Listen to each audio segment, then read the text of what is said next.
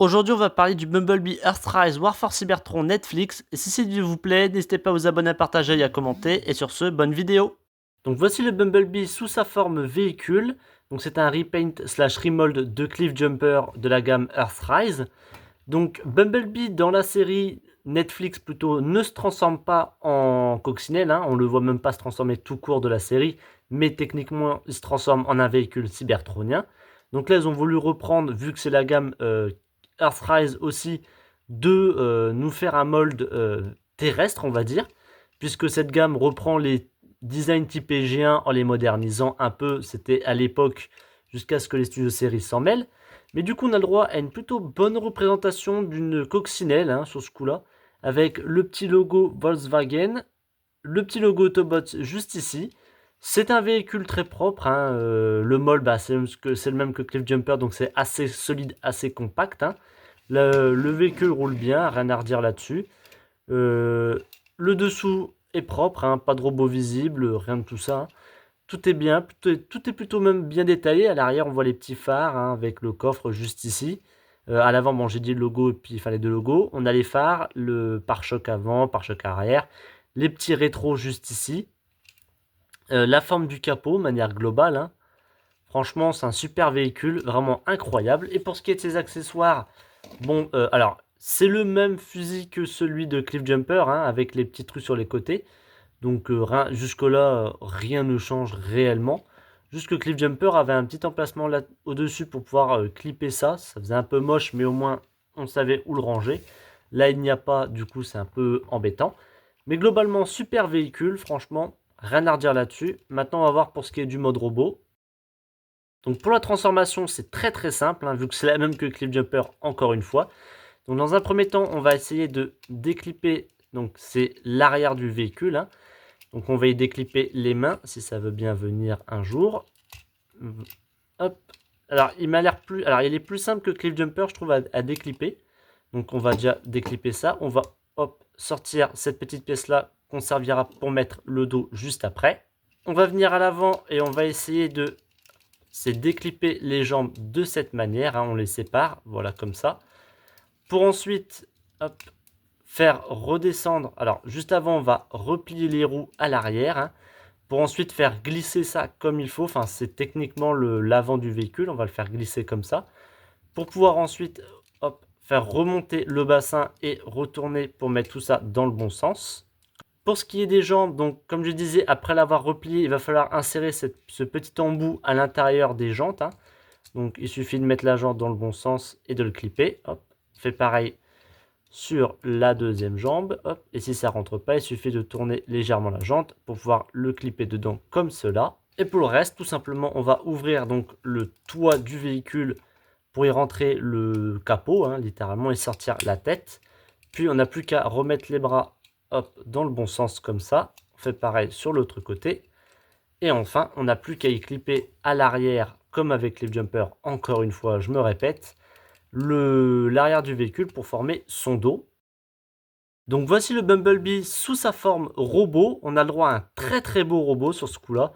Alors, physiquement, il a rien à voir avec la figurine de la série, enfin avec le personnage de la série, parce que physiquement, il ne lui ressemble pas du tout, mais genre vraiment pas du tout.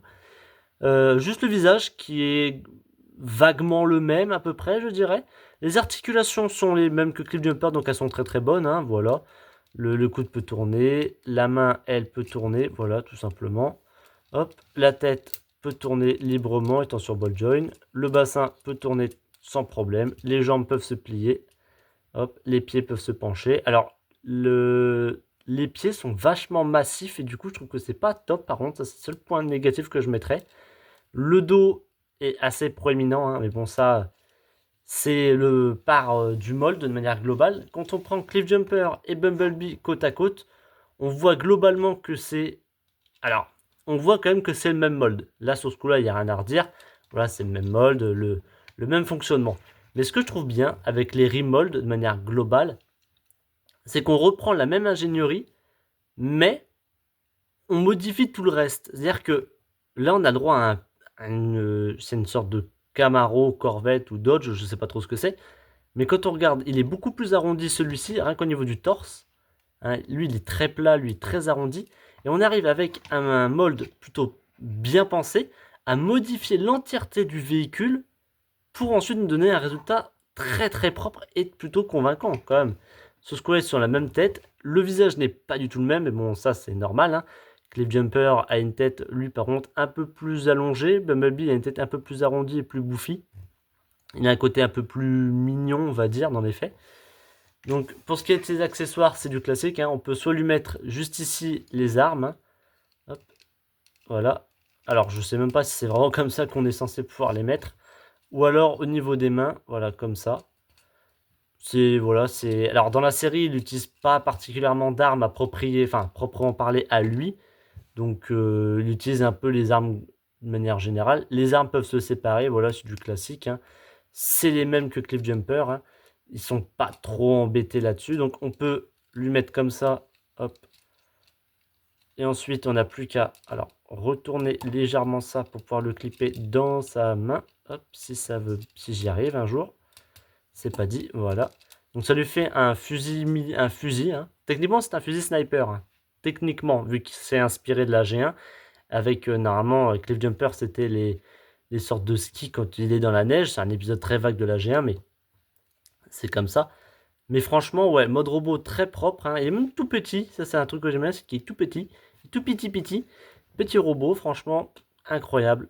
Alors, peut-être pas non plus incroyable non plus, parce que bon, l'ingénierie, elle est simple et efficace, elle n'est pas non plus révolutionnaire.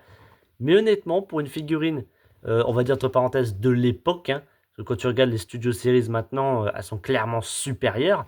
Mais honnêtement, il fait encore bien le taf, hein, même si, truc que j'ai, enfin, point noir, on va dire, sur la figurine, c'est que son mode robot en soi tient pas particulièrement bien au niveau de ses jambes. C'est-à-dire qu'en fait, il va forcément pencher d'un côté ou de l'autre. Genre là, hop, je suis obligé de pencher cette jambe-là pour pouvoir lui mettre droit. Alors que normalement, techniquement, il faudrait que les deux jambes soient bien droites comme ça. Et le problème, c'est qu'il va forcément pencher. Donc, je suis obligé de hop, lui pencher les jambes. Du coup, quasiment lui casser les chevilles.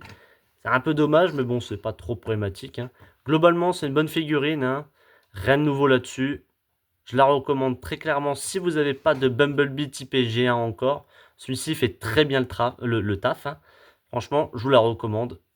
Incroyable figurine.